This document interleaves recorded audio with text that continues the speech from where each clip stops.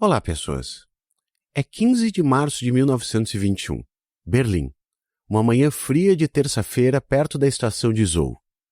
A cidade ainda está se levantando. Pedestres circulam com seus casacos de inverno, a vida normal de uma metrópole europeia que tenta se reerguer depois da derrota na Primeira Guerra. Um homem sai de casa às 10h45 da manhã. Corpulento, com o bigode raspado, porque ele vive aqui com um nome falso. Ele se chama Ali Salier, mas esse não é o nome dele. Esse homem é um dos criminosos mais procurados do mundo, condenado à morte por um tribunal, um dos responsáveis pela morte de mais de 1 milhão de pessoas. E caminha tranquilamente pela rua porque ninguém vai fazer nada. Do lado oposto da calçada, um jovem o observa. Tem 24 anos, estudante de engenharia, ou pelo menos é isso que diz o seu visto. Ele atravessa a rua.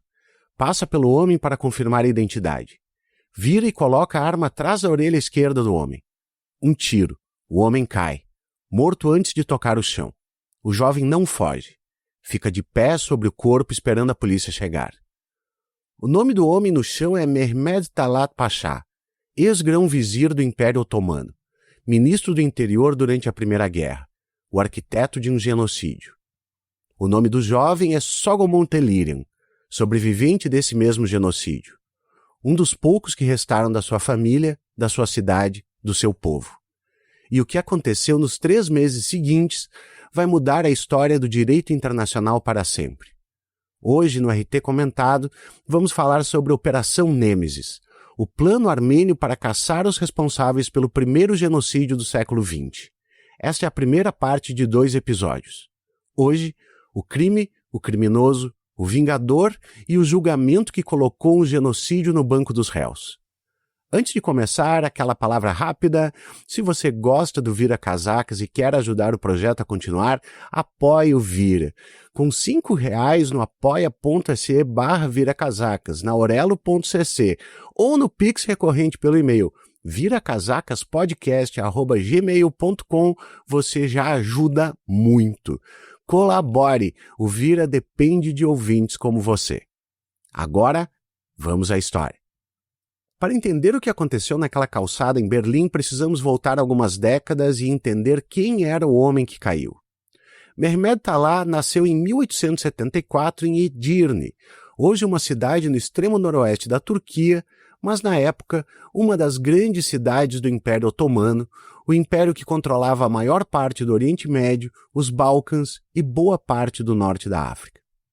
A família de Talat não era nobre, rica ou tinha prestígio.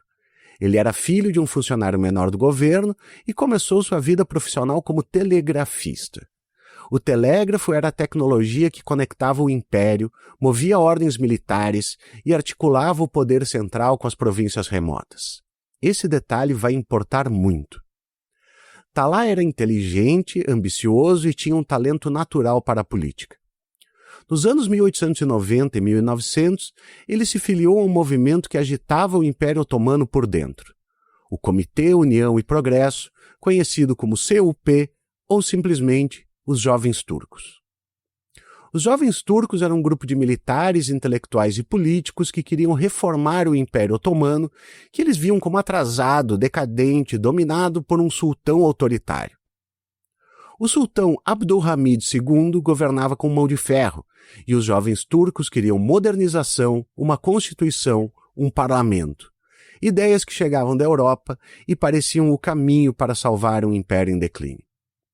Em 1908 eles conseguiram.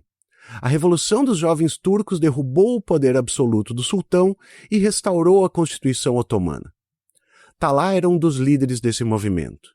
De telegrafista a revolucionário em poucos anos. Em 1913, depois de uma série de crises, o CUP executou um golpe de Estado. Um golpe dentro do próprio governo. E daí emergiu o que os historiadores chamam de triunvirato, ou simplesmente os 3 pachás. Talat como ministro do interior, Enver como ministro da guerra e Cemal como ministro da marinha. 3 homens que controlavam na prática todo o Império Otomano. Talat era o líder civil, o estrategista, o homem que controlava a administração, a política, as comunicações e que sabia melhor do que ninguém como usar um telégrafo para mover ordens pelo império sem que ninguém de fora soubesse o que estava sendo dito. Em 1917, ele se tornou grão-vizir, o equivalente ao primeiro-ministro, o homem mais poderoso do Império Otomano, ao lado dos seus dois parceiros.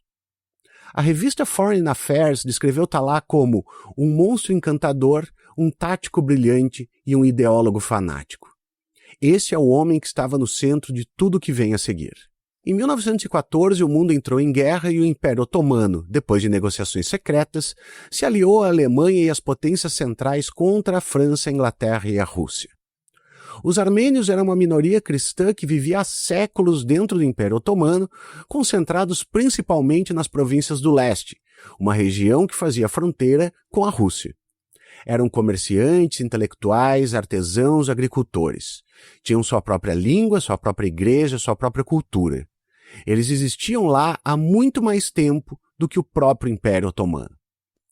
Para os jovens turcos, especialmente depois que o CUP abandonou o ideal de um império multicultural e abraçou um nacionalismo turco agressivo, essa diversidade era um problema. Os armênios eram cristãos no império que se tornava cada vez mais islâmico. Eram próximos da Rússia, o inimigo na guerra, e tinham a audácia de existir em terras que o novo nacionalismo turco queria exclusivamente turcas. Talat tinha uma solução. Na noite de 24 para 25 de abril de 1915, sob ordens diretas de Talat, a polícia prendeu entre 235 e 270 líderes da comunidade armênia em Constantinopla. Políticos, médicos, escritores, jornalistas, advogados, professores, padres. A elite intelectual e política de um povo inteiro retirada das suas casas numa única noite. A maioria foi, eventualmente, assassinada. Essa data, 24 de abril de 1915, é até hoje o dia da memória do genocídio armênio. O que veio a seguir foi sistemático e brutal. Talat assinou ordens de deportação que expulsavam os armênios das suas cidades e vilarejos para o deserto sírio. Mas deportação era um eufemismo. As ordens subsequentes, que clarificavam as intenções originais, eram de aniquilação. Homens eram fuzilados, afogados ou decapitados. Mulheres e crianças eram forçadas a marchar pelo deserto com pouca água e nenhuma comida, violentadas e assassinadas ao longo do caminho. Crianças eram queimadas vivas. Talat operava esse sistema através do telégrafo, a mesma tecnologia que havia aprendido quando jovem. Ordens diretas, secretas, enviadas às autoridades provinciais, coordenando o extermínio ponto a ponto. E a Alemanha sabia. O embaixador alemão em Constantinopla escreveu ao seu governo já em julho de 1915. A perseguição dos armênios era nacional, não limitada às regiões de fronteira. Era, nas palavras dele, um extermínio. A Alemanha era aliada do Império Otomano, dependia dessa aliança para a guerra e ficou em silêncio. As estimativas para o número de mortos variam entre 800 mil e 1,5 milhão de pessoas. O genocídio armênio é considerado o primeiro genocídio do século XX e Talat Pasha é amplamente reconhecido como seu principal arquiteto. Talat chegou ao ponto de escrever pessoalmente ao embaixador americano Henry Morgenthau pedindo que as companhias de seguro de vida americanas repassassem ao governo otomano as apólices dos armênios assassinados, porque, afinal, eles não tinham mais herdeiros. O embaixador se recusou, horrorizado. Em outubro de 1918, com o Império Otomano prestes a ser derrotado na guerra, Talat renunciou. O império que ele e seus parceiros haviam comandado estava em colapso e os três pachás sabiam muito bem o que os esperava se ficassem. Na noite de 1 para 2 de novembro de 1918, Talat, Enver, Cemal e outros líderes do CUP embarcaram no navio cedido pelos alemães e fugiram de Constantinopla, atravessando o Mar Negro, rumo ao exílio. Deixaram para trás um império destruído e mais de 1 milhão de mortos. O navio atravessou o Mar Negro na madrugada de novembro de 1918, levando os homens que haviam governado o Império Otomano durante a guerra. Talat, Enver, Cemal e outros líderes do CUP desembarcaram na Alemanha e se dispersaram pela Europa. Alguns foram para Moscou, outros para Roma.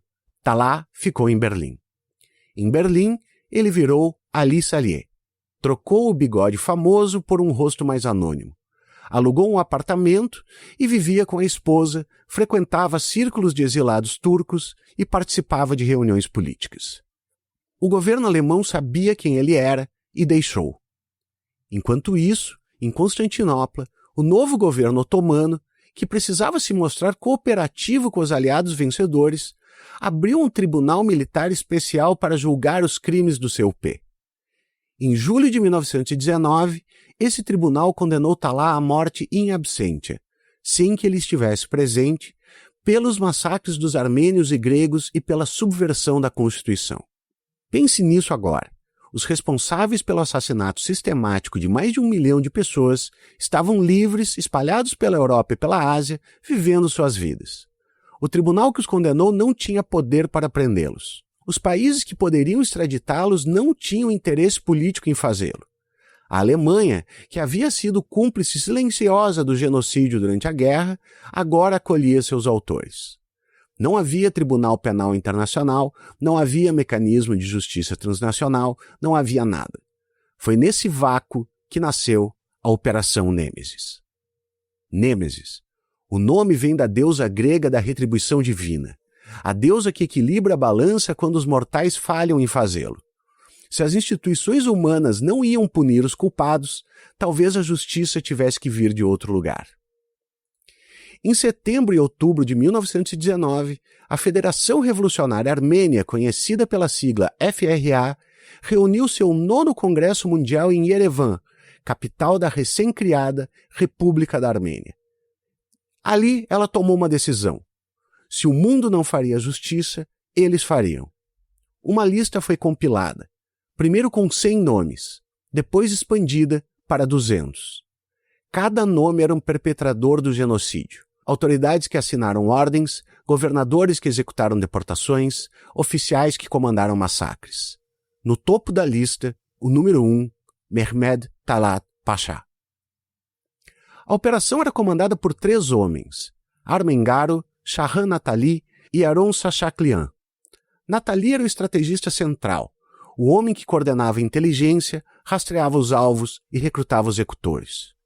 Havia um princípio que guiava tudo: nenhuma execução sem confirmação de identidade. Os operativos da Nêmesis não agiam por impulso ou raiva cega.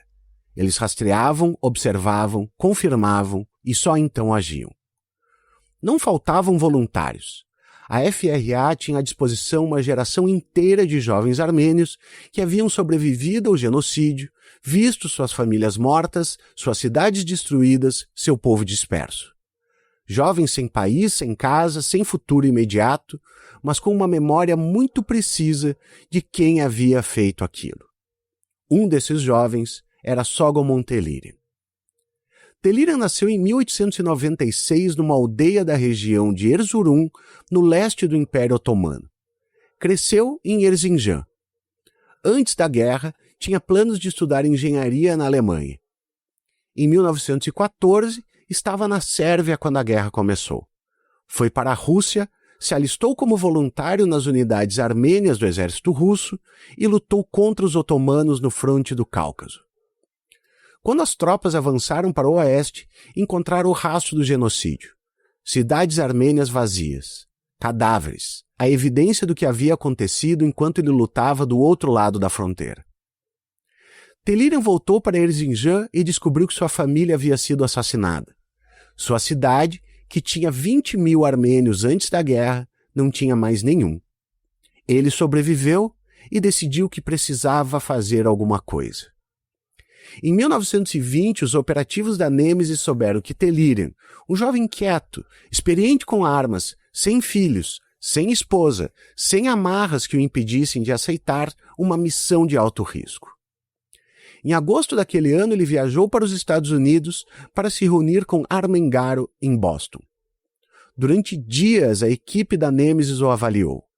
Testaram sua estabilidade, sua capacidade de agir sob pressão, sua determinação e decidiram que ele era o homem certo para o alvo número 1 da lista. Natali lhe deu uma instrução que ficou famosa. Você explode o crânio do assassino número 1 da nação e não tenta fugir. Você fica parado, o pé sobre o cadáver, e se entrega à polícia que virá algemá-lo. A ideia não era apenas matar Talá, era transformar o julgamento de Telirian num tribunal sobre os crimes que Talá cometeu. Telirian chegou a Berlim em dezembro de 1920 com um visto de estudante de engenharia mecânica. Os operativos da Nêmesis já haviam localizado Talá e alugaram um apartamento na mesma rua onde ele morava. Durante semanas, Telirian observou a rotina do homem.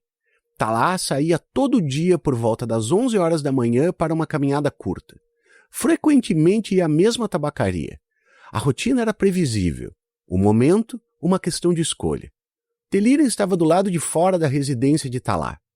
Quando o homem saiu, Telirian atravessou a rua, passou por ele para confirmar a identidade, virou e encostou a arma atrás da orelha esquerda. Um único tiro de uma pistola Luger P08 calibre 9mm. Talá Pachá estava morto e Telirian ficou parado, esperando. A polícia alemã chegou em minutos. Telirian não resistiu, tentou explicar ou fugir. Disse apenas que havia matado o homem e foi levado preso. A imprensa alemã, num primeiro momento, foi hostil. Talá era visto por muitos alemães como um aliado de guerra, um estadista, um homem que havia lutado ao lado deles. Alguns jornais lamentaram a morte como se fosse a de um herói. Mas o julgamento mudou tudo. O julgamento foi marcado para 2 e 3 de junho de 1921, menos de 3 meses depois do assassinato. O que aconteceu naqueles 2 dias foi descrito como um dos julgamentos mais espetaculares do século XX. A estratégia da defesa era ousada e simples ao mesmo tempo. Não negar o crime. Telirian havia matado Talá, isso era um fato, havia dezenas de testemunhas oculares. A questão não era se ele havia matado, mas por quê? E o porquê exigia colocar o genocídio armênio no centro do tribunal. Os advogados de defesa argumentaram que Telirian havia agido num estado de insanidade temporária provocada pelo trauma do genocídio, que ele havia visto sua família assassinada, que as visões da mãe morta o atormentavam, que no momento do disparo ele não estava em pleno controle das suas faculdades. Para sustentar essa tese, trouxeram testemunhas que nenhum tribunal alemão havia ouvido antes. Johann Lepsius, ativista alemão que havia documentado os massacres armênios durante a guerra e publicado um livro sobre o assunto, subiu ao banco das testemunhas e descreveu em detalhes os planos sistemáticos de extermínio dos armênios no Império Otomano. O general Otto Liman von Sanders, ex-líder da missão militar alemã no Império Otomano, também testemunhou. Um general alemão, num tribunal alemão, confirmando o que havia acontecido com os armênios. O próprio Telirian foi interrogado. Quando o juiz perguntou se ele sentia algum tipo de culpa pelo que havia feito, Telirian respondeu com calma: "Não me considero culpado porque minha consciência está limpa. Matei um homem, mas não sou um assassino." Os jornais que haviam sido hostis no começo começaram a mudar de tom. As testemunhas estavam transformando o julgamento do assassino no julgamento da vítima. Talá Pachá, o homem morto, estava sendo julgado e o que estava sendo revelado no tribunal berlinense era devastador. O promotor pediu a pena máxima. Argumentou que o crime havia sido premeditado, que Telirian havia viajado de propósito para a Alemanha com a intenção de matar. O advogado de defesa, Niemeyer, encerrou seu discurso com uma frase que resumia tudo. A nação armênia, desde os tempos mais antigos até o seu filho mais jovem, está atrás de Telirian. Telirian carrega consigo, em seus pensamentos, a bandeira da justiça, da humanidade e da vingança para defender a honra de suas irmãs e parentes. O júri se retirou. Em cerca de 1 hora voltou com o veredito: inocente. Telirian era livre. A notícia correu o mundo. Jornais publicaram o resultado. Um tribunal europeu havia, na prática, reconhecido o genocídio armênio como circunstância atenuante para um ato que, de outra forma, seria simplesmente assassinato. Entre os que acompanharam o julgamento pelos jornais estava um jovem jurista polonês chamado Rafael Lemkin. Ele ficou perturbado com uma pergunta que não conseguia responder. Como podia ser crime Telirian matar um homem, mas não ser crime o opressor desse homem matar mais de 1 milhão? Lemkin passou os anos seguintes obcecado com essa questão. Estudou o caso armênio. estudou outros massacres históricos e, em 1944, cunhou uma palavra nova, combinando o grego genus, povo, raça, com o latim caedere, matar, genocídio. Em 1948, a Convenção para a Prevenção e Repressão do Crime de Genocídio foi adotada pela ONU. Lenkin havia lutado por isso durante anos. O caso Telirian, aquele julgamento de 2 dias em Berlim em 1921, estava na origem de tudo. Mas tem um detalhe que é importante não esquecer. Talat Pasha ainda é considerado um herói nacional em partes da Turquia. Ruas, escolas e mesquitas levam seu nome. Em 1943, o governo turco repatriou seus restos mortais de Berlim e lhe deu um funeral de Estado. Seus restos estão enterrados num mausoléu em Istambul, no Monumento da Liberdade, ao lado de outros heróis nacionais turcos. A Turquia até hoje não reconhece oficialmente o genocídio armênio. E Sogomon Telirian, depois da absolvição, ele se mudou para os Estados Unidos, viveu em São Francisco e faleceu em 1960, com 64 anos de idade. Telirian foi o primeiro, mas a Operação Nêmesis não terminou com ele. Enquanto ele era julgado em Berlim, outros operativos da FRA já estavam em movimento. A lista tinha entre 100 e 200 nomes, e a Nêmesis tinha trabalho a fazer. No próximo episódio da RT Comentado, vamos seguir a caçada. A Operação Nêmesis, parte 2, em breve. Espero que vocês estejam vingativos. Até a próxima!